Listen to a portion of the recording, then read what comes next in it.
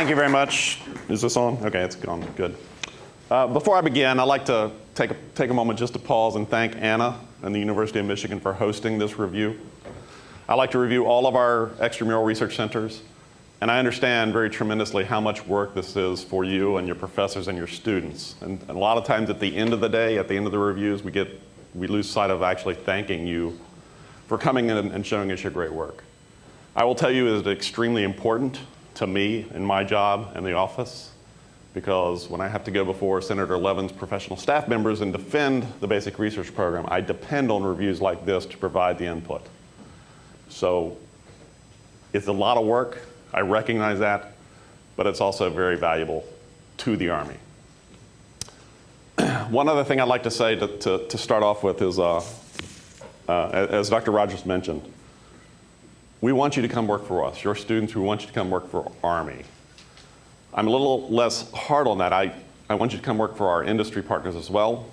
I want you to come work for our academic partners so that you can teach the next generation of students.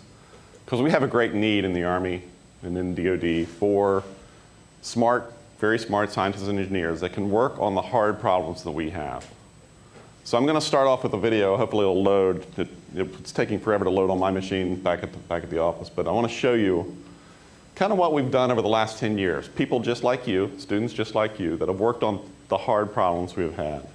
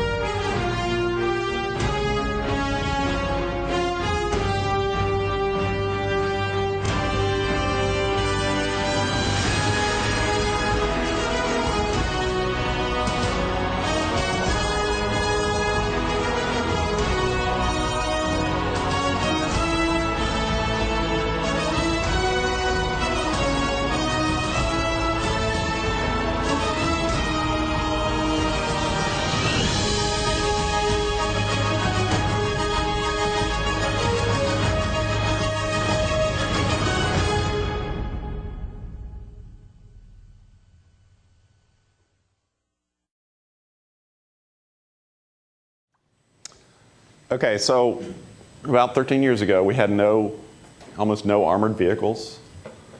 In the 13 years since then, and actually these numbers are from about 2008, 2009.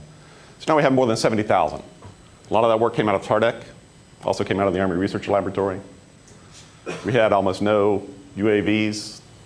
The video said about 5,000. It's way more than that now.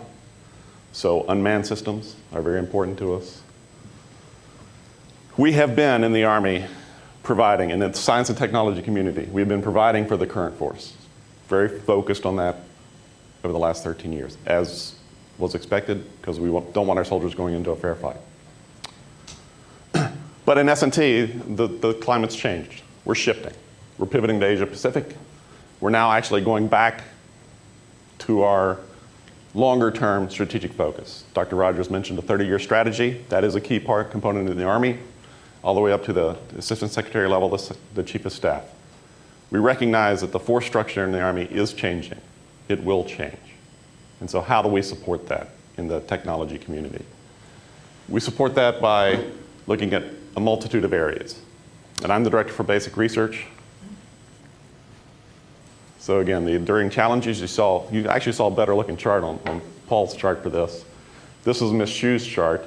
It all comes down to three things from the Chief of Staff of the Army. He says, he has calls it an iron triangle, steel triangle. We must provide our warfighters with mobility, with survivability, and with lethality. So how do we get there? We have to provide them with lighter weight equipment because they're overburdened. We must provide them with more protection because they're going into a multitude of environments that look a lot different than desert, look a lot different than high altitude now. We have a lot of equipment in theater that we have to get back out, or that we have to provide to a theater in places where we can't reach easily. The retrograde motion bringing equipment back out of Afghanistan, which we have to bring back out over land or flying is too expensive, is costing billions of dollars. So how do we ease the logistics and the supply burdens on our Army? And the other piece is the human science piece. We recognize that we are saving many, many lives in theater, but we're bringing back soldiers with missing limbs. We're bringing back many soldiers with traumatic brain injury and post-traumatic stress. So how do we restore their quality of life, return them to capability to provide service to the country? So these are enduring challenges for the Army. So now I want to talk to you a little bit of a programmatic level about the Army's science and technology budget. This is, my boss is Ms. Mary Miller, the Deputy Assistant Secretary. Our portfolio is about $2.2 billion, and it's broken down in various areas to directly affecting the soldier, life sciences research through our medical research and material commands. We have some innovation enablers. High-performance computing is a key component of how we can help foster research, advanced research to create fantastic new capabilities through modeling and simulation.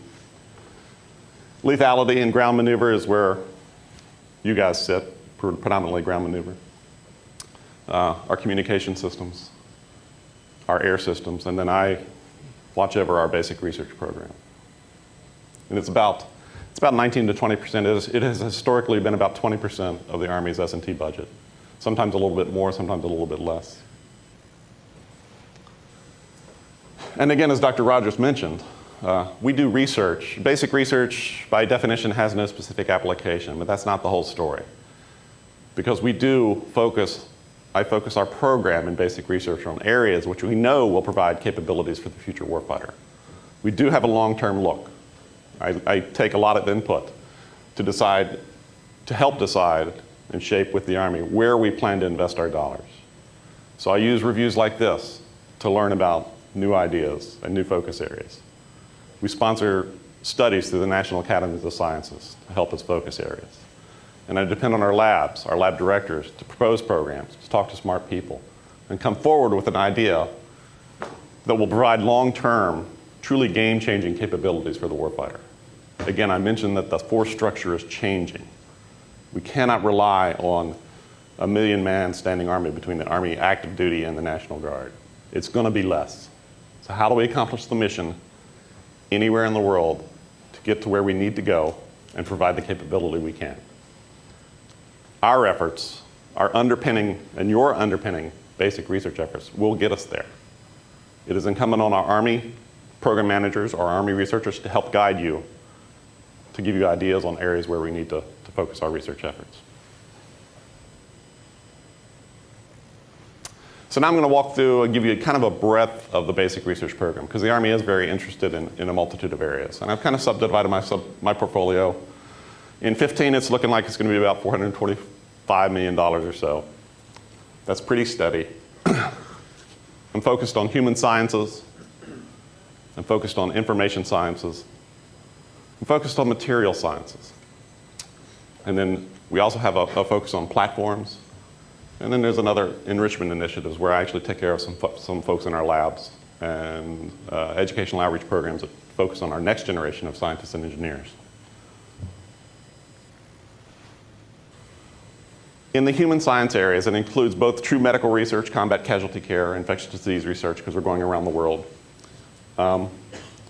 There's training, graphics, and simulation. We have 500,000 soldiers in the active duty Army, another 500,000 in the National Guard. How do we actually effectively train those soldiers? How do we, because training is very expensive. It takes a lot of money to run a range, to take a whole combat unit to the National Training Center. How can we do that more effectively in the future? And take advantage of some of the mixed reality environments, virtual environments, to actually tailor research to individual learners.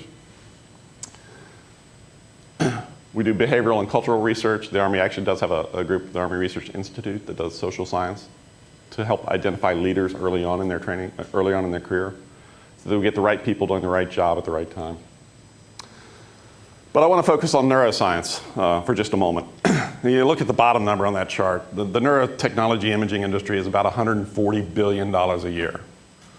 So my little $10 to $15 million investment in neuroergonomics and neuroimaging is a drop in the bucket. So why do I do that? Why is that important to the Army? Because you can't take a functional MRI machine out into the field. We don't actually look at how the brain is responding to input after a soldier has run 2 clicks and has jumped behind a building and is under fire. So what we need to get at is how our soldiers are perceiving information, how they're learning, how they are responding to input when they are truly under stress in a truly operational environment. Because that is the key, and that is where we can make a difference. So when you're doing your research on vehicle technology and ground vehicle technology, and you're thinking about human-machine interfaces or protecting the occupant, always keep an eye on our operational environments, because that is where the key difference is, and that's why we invest in the programs we invest in. Information sciences, the Army has a big network problem. We have tens of thousands of ground sensors, unattended ground sensors. Every soldier is a node in our network. Every vehicle is a node in our network. We have unmanned air assets that are nodes in our network. Everything is on the move. Nothing is near a cell tower. So our network problem is at the tactical edge. We have some very significant efficiency problems in how we get information through. Again, information through to the right person at the right time and in the right place. So information science is another key area for me. Cybersecurity, again, so I already mentioned that our networks are at the tactical edge. We're constantly under attack continually, but our networks on the edge are liable to be captured. Somebody can pick up a ground sensor, capture a radio, and then they have access to our hardware. So how do we protect against that? Cybersecurity is a very big issue for the Army as well. Materials science is one of my big bets. I'm going to end with a chart on the big bets for the future. This includes the classical sciences, but materials, we're truly trying to get away, trying to get to a materials by design kind of capability, and I'll talk about that in just a little bit more. But we look across the board. Again, why should the Army invest in materials science? It is a massive area, but we have special requirements. We have materials that operate in extremely high dynamic environments. We're looking at energetic materials. We are the lead agency for armor, protective materials in the DoD. So we look to many different areas to inspire new ways of creating capabilities, biotechnology, nanotechnology. Another key piece is we have environmental research with the Corps of Engineers. The Corps of Engineers is responsible for maintaining our training ranges, allowing us access to our training ranges, and mitigating environmental damage to those ranges so that we can still use them for training. I forget the exact number, but the Corps of Engineers over the last few years has reopened 50 to 100,000 acres of training lands to the Army to use that were restricted by the EPA. And we restrict, and it's not just that we waved a magic wand and EPA backed down from DOD. They actually did the research to prove that our training was not harming endangered species or the environment where it went. Platforms is big for you guys. It's big for me too. I've already mentioned that we want you to come work for us. I actually went through 2 of the Army-sponsored vertical lift research centers of excellence. So I am a student of our centers of excellence efforts as well. Rotorcraft is an even smaller community, but for automotive research, you are a key cog in that mission. It's very important to us as well. Simulation, this is where the enabling capabilities come in. High-performance computing, the Army has 2 of the Defense Shared Resource Centers for high-performance computing capability, one at ARL at Aberdeen Proving Grounds and another one down at Vicksburg at the Corps of Engineers. And we manage the HPC mod office for the Department of Defense. Just to give you a picture of this really quickly, where our investments go. About 65% of my portfolio is executed through our academic partners. You are the majority of my investment, and a key part of that. This also gives you a list of the other areas. One thing I like to see is collaboration between my university centers. And so, automotive, you should be talking to our material science research centers, our intelligent systems, the robotics, the autonomous systems research centers as well. There is an area, opportunities to leverage knowledge, trade students, whatever works, because it is a big community and we want to all work together. So now let me talk about our big bets for the future, my big bets. And I'll start with materials science. And operating in a very constrained budget environment, I have to rebalance the portfolio every once in a while. So this is what we're moving to, starting in this current year, actually, and a little bit further movement in 15. We have very good constitutive models for materials science at the atomic level, the molecular level, at the macro scale, coupon level, and then at the continuum level. But to get between them, we often use a smeared properties type of an analytical simulation, analysis, and theoretical modeling. So what we want to drive to is actually getting to a true materials by design capability. So that if I know I need a particular protective property of a material somewhere out in the world, I can actually go back and design by knowing the required protective capability I need. I can go back and design that material at the molecular scale. And perhaps 3D print it in the field from local materials, whatever I can find locally, to provide protection from chemical X, exactly where I need it, when I need it. So that's what I'm talking about when I want to get to a materials by design capability. Truly provide us with the capability to get there. So we're working at the seams. Again, the focus of the materials modeling research centers are looking at the seams. Being able to get a true model to go from the molecular scale to the coupon scale to the continuum scale. Intelligent systems. As Dr. Rogers mentioned again, it's not just robotics. We're looking for intelligent systems, true autonomy. To get to the massive force structure changes that are required, we're going to need some autonomous assets that are truly team members. Not just vehicles, but it could be a micro air vehicle. It could be a micro ground vehicle. It becomes a part of the team. It has a shared memory model with the soldier, so that the soldier gives an autonomous asset a hand signal, an eye gesture, a blink, a nod, a direction. The unmanned asset autonomous asset can go and accomplish that job, and the soldier trusts it to do that job. So that's what we need to get to when we're talking about intelligent systems, robots as teammates. They will have the mobility, they will have the intelligence, the onboard processing capability, and the energy efficiency to stay in a location or complete their mission. Networks and quantum information, this is not just quantum cryptography or quantum computing, but actually quantum sensing, quantum effects, again, at the material scale.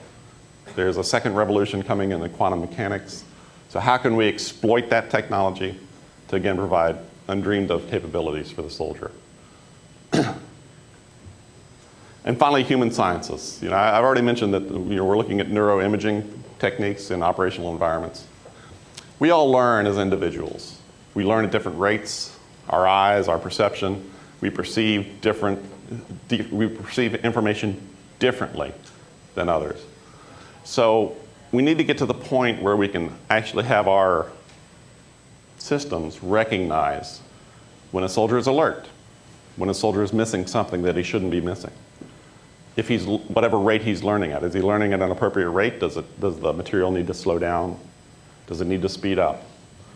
So also in our sensing capabilities. So cybernetics is a systematic approach to sensing with the human interface. So how do we actually more tightly integrate our control systems with the human, with the soldier in the loop? So these are kind of the 4 big bets that I'm talking about in moving basic research program for the future for the Army. You play a part in that. The idea is to work with your Army partners, your TARDEC engineers here, to actually come up with ideas that could help support that. Your focus here is on automotive research. That's still a big piece of it. But how do we move the capabilities forward for the soldier in Force 2025 or even beyond?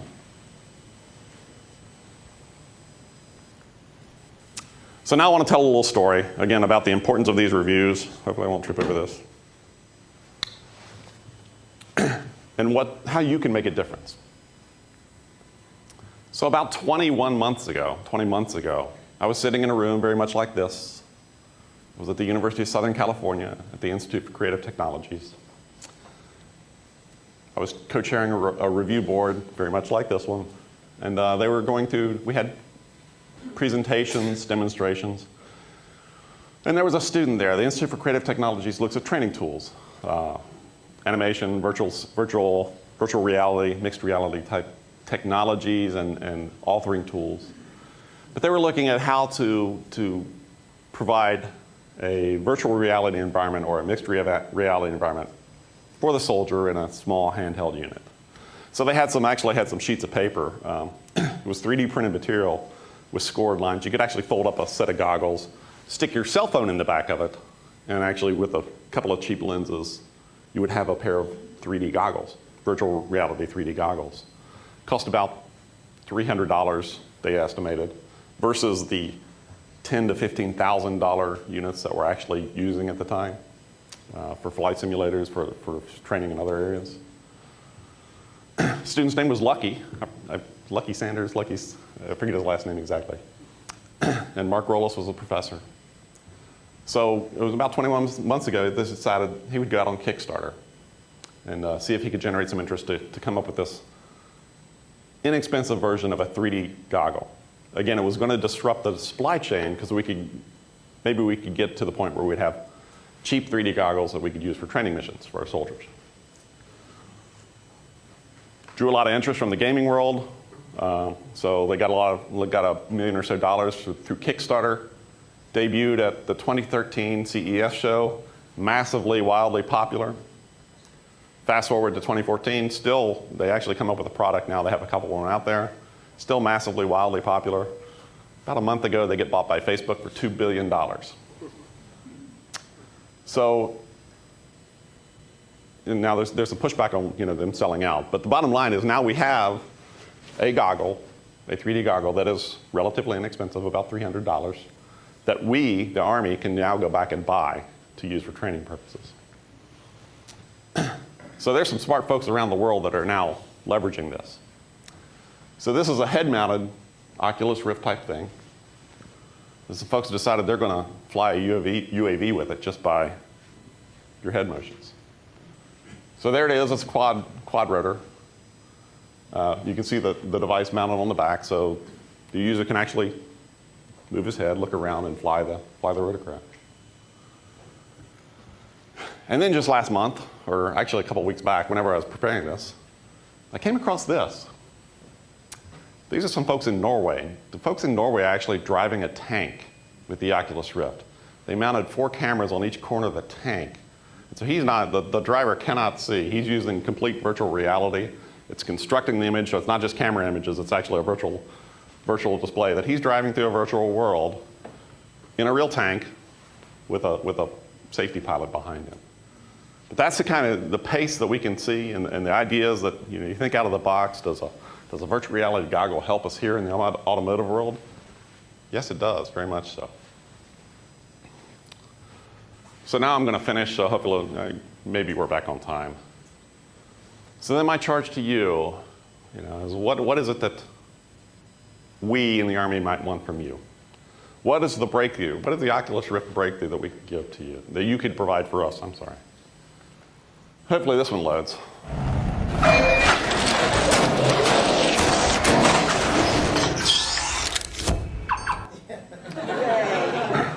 So that will provide us with lightweight, very transportable.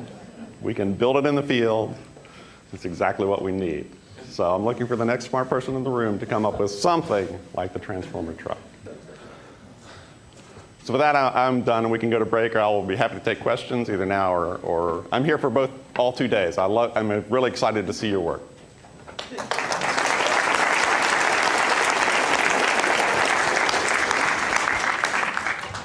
Yes, and with that, thank you very much, Jeff. And